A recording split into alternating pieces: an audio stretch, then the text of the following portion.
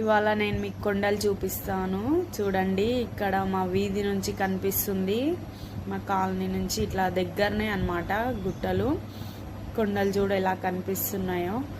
And అటు ఇటు కొండలు, మధ్యలో ఊరు ఉంటుంది అన్నమాట. మా ఊరు పేరు బోడకొండ అండ్ పెనికిరాల తండ కూడా అంటారు. చూడండి మా వీధుల నుంచి ఇలా.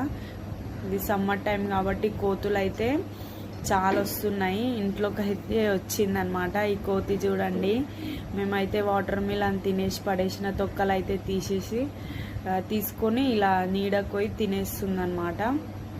సమ్మర్ టైంలో ఏం దొరకట్లేవు కోతులకి తిననీకి, అందుకే ఇలా ఇంట్లోకి వచ్చేస్తున్నాయి అన్నమాట.